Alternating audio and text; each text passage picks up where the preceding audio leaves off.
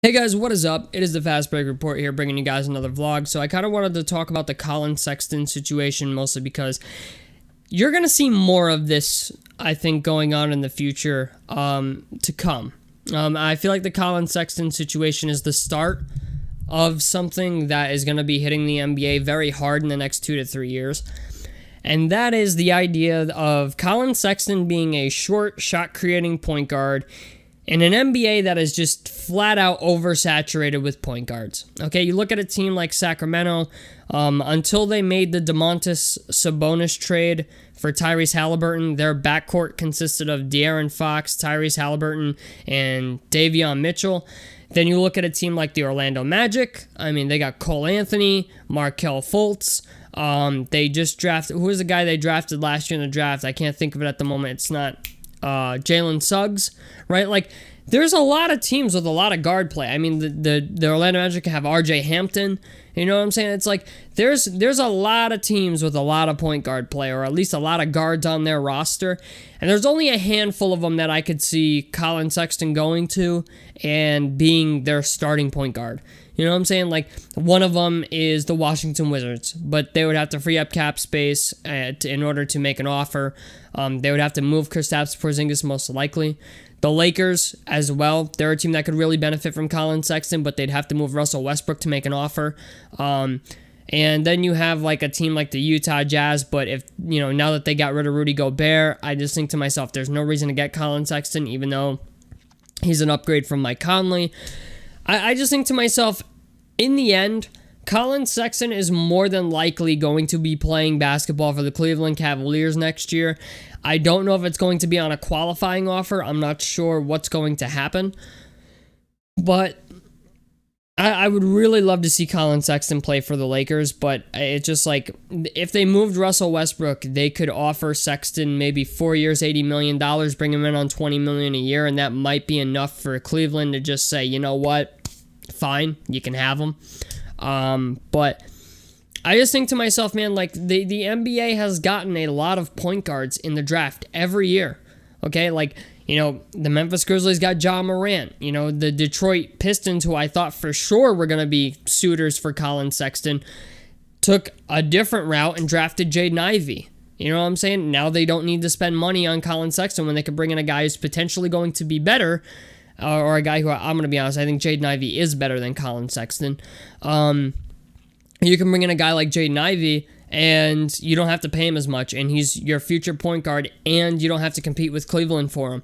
You know what I'm saying? It's just like, I just think to myself, going into the future, you know, the market for short shot creating point guards is not going to be what it once was, you know, 2-3 years ago when Kemba Walker was a free agent. You know what I'm saying? Kyrie Irving is not short necessarily. You know, he's like 6'2", 6'3". He's not 6'1", 6 foot. He's not Trae Young or Kemba Walker. You know what I'm saying? But like, I'm thinking, you know, to be a guy like Kyrie Irving, you know, you at least got to offer something amazing, and Kyrie Irving can kind of do that. But even the market for Kyrie Irving is drying up. You know what I'm saying? It's like, after the Boston thing, you know what I'm saying? It's like, the trade market for Kyrie Irving is not even what it once was. Or even, you know, I guarantee you, Kyrie Irving is probably not going to get a supermax contract ever again in his life. You know what I'm saying? He's not going to get like a max contract extension where it's like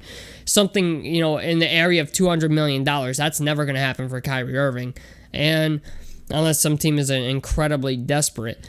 But like, I just think to myself, man, like, the short shot creating point guard has become kind of a saturated market in the NBA, and I feel like a lot of NBA teams have just decided, why spend the money on point guards when I can get them in the draft, you know? And the other thing I was thinking here is, maybe Cleveland works out a sign and trade with somebody for a decent wing. I don't know who that wing is. You know, Miles Bridges is currently in a lot of shit.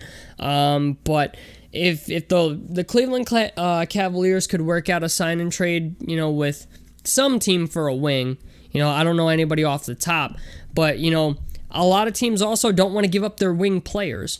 You know what I'm saying? Like, Boston's not going to want to move off of Jaylen Brown unless they're getting Kevin Durant, apparently. You know what I'm saying? And I just don't see a team like San Antonio offering him a max deal when, like I said, they just got a bunch of draft picks for DeJounte Murray. I don't see them making a move for Collin Sexton when they can just draft a guy and develop a guy. That's more in their timeline than bringing in a guy who scores 20 plus a game onto a team of guys who are, either bad or just, coming into their own. I don't see that happening. But I would really, really like to see the Lakers find some way to get Collin Sexton. And the problem with it is, it's like you can't even lowball an offer to Collin Sexton because he's not an unrestricted free agent. He's a restricted free agent. So even if you come at Collin Sexton with a lowball offer, Cleveland's going to match it. Because they're not going to want to lose Collin Sexton for nothing unless some team is willing to pay him more than what they are. That's the only way Collin Sexton isn't on the Cleveland Cavaliers next year. And,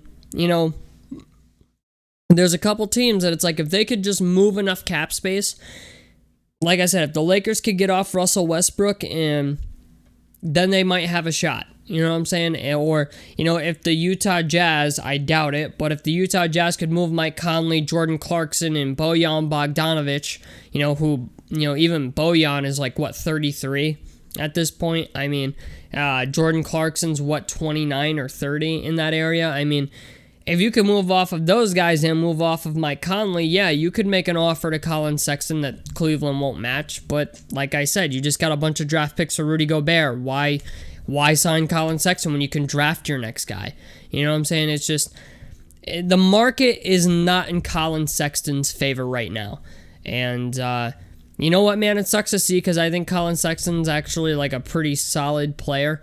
Not on the defensive end, but when it comes to creating a shot, when it comes to scoring and doing it on decent efficiency, Collin Sexton's pretty good at that. But he's 6'1", sucks at playing defense, and he's coming off an injury. So I don't know, man. We'll have to wait and see. I have an odd feeling, or a pretty strong feeling, that Collin Sexton will be playing basketball for the Cleveland Cavaliers this upcoming year. I do not think Collin Sexton is going to sit out. Even if he does have to sign a qualifying offer, I highly doubt Collin Sexton is going to sit. Who knows? I mean, maybe he does, but I doubt it. I just don't see a young player who, wants to get that big deal, who wants to prove that he's a starter. He lost his job to Darius Garland. You know what I'm saying? So he's got to have some type of chip on his shoulder, I would assume. And I just think to myself, you know what? Collin Sexton's going to want that opportunity to prove himself, and I think even if he has to return to Cleveland on a qualifying deal, he's going to do it. I flat out don't see this dude not playing. So tell me what you guys think about this down below in the comment section below. I'd love to hear your guys' opinions on this. A like helps me out. Subscribe if you guys want to see more on the Fast Break Report.